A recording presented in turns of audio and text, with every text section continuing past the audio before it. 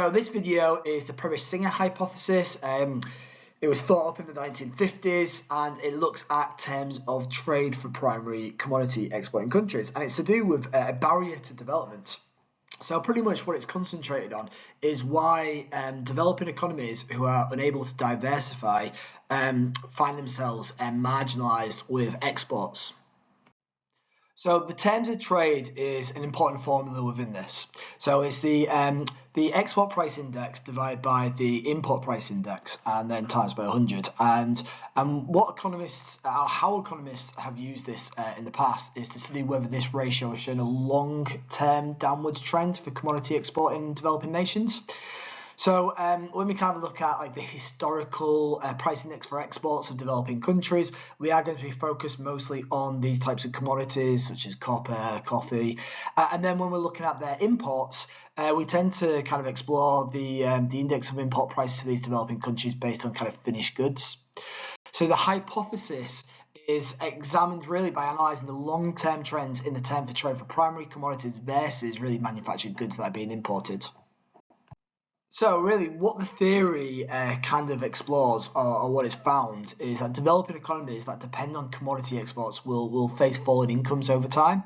So that makes it even harder to be able to afford those imported finished goods. So lower terms of trade simply means that countries must export more to import the same amount of goods, which you can see then creates a barrier to that development in terms of being able to access goods that are required for developing countries. So as a result, economic growth is going to be constrained, investment is going to be limited, and the poverty cycle unfortunately will persist. So what it implies is if you are a developing economy and you are unable to diversify and you are very, very dependent on commodities, that dependency on commodities, it makes you vulnerable. So, for example, to commodity shocks, but it is a barrier to sustained development, and that's the key to this theory. Okay, so let's explore why there's a downwards trend on commodity prices. I mean, first of all, as I mentioned before, there's serious price volatility of commodities, and that just simply leads to unstable export earnings. Also, when we're looking at commodities compared to, for example, other sectors, we find that the primary sector tends to have very, very low added value. So when we consider in terms of raw materials and the extraction, there's not much done in terms of or the ability to add value to kind of maximize the revenue per unit on these commodities. And what they tend to be as well, which is key to remember, is they do tend to be income inelastic.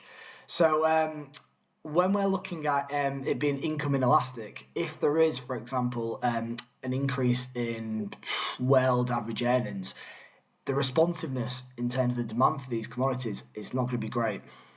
So there's a couple of other factors. So first of all, commodities are vulnerable to substitution, and that's in all different fields, not just in terms of the green revolution that's taking place now, which is also having an impact on commodities. But it's also based on other commodities as well. And what I would say as well, when we're looking at the supply and demand of commodities over time, yes, demand doesn't fluctuate much, but supply has increased as well. And when we're looking at supply, we're seeing countries that they're getting access to technology. Okay, the technology might not be the most advanced, but over time, even if it's secondary transfer of technology, it's still improving their ability to supply. So we're getting more and more countries able to supply these commodities. And that means that we've got kind of stagnant demand, let's say, but rising supply. So it's going to put downwards pressure on the price of these commodities. So let's consider an example. So Zambia. All right, Zambia's economy is heavily tied to global copper prices. So when copper prices fell, so let's think about kind of global recessions, so such as 2008, we saw a decline in commodity prices. Zambia massively suffered. They suffered from falling government revenue. They suffered from currency depreciation because of low demand. They suffered from cuts in public services investment due to that falling government revenue. So copper accounts for about 70% of Zambia's export earnings and around 10 to 15% of GDP. So if anything happens with the copper market, it's going to massively impact Zambia. They're not able to spread that risk out as much as countries who have diversified. So industry diversification is absolutely crucial to stop the marginalisation of exports. So countries, emerging economies that have been real success stories have managed to do this. And the reason why it helps so much is because, as I mentioned before, it reduces reliance on volatile commodity markets. It encourages a switch to industries where you can add more value, and it helps to create jobs in these sectors which tend to be more, I suppose, highly productive. And because you are, I suppose, spreading risk over different sectors, then of course it builds that resilience to external shocks. So when there is an external shock, or if there's a commodity shock, you've got other industry to kind of support the GDP of your country.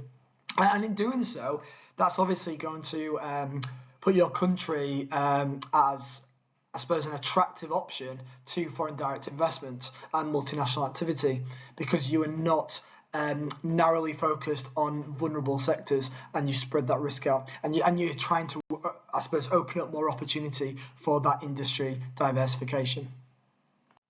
So let's consider two countries that have done this really well. So South Korea, they've been a real success story, but so have the UAE as well. So the UAE, they were really focused on oil, obviously, but they use the oil revenue to invest in different sectors. So yes, we know Dubai, for example, to be key in tourism, but it wasn't just tourism that they've invested in. They've built a finance and a global business hub. They've also looked at aviation. Think about Emirates, world renowned, and then other countries such as South Korea, they've shifted from agricultural exports to electronics, to steel, to shipbuilding, and they've again themselves have become a global tech and manufacturing leader.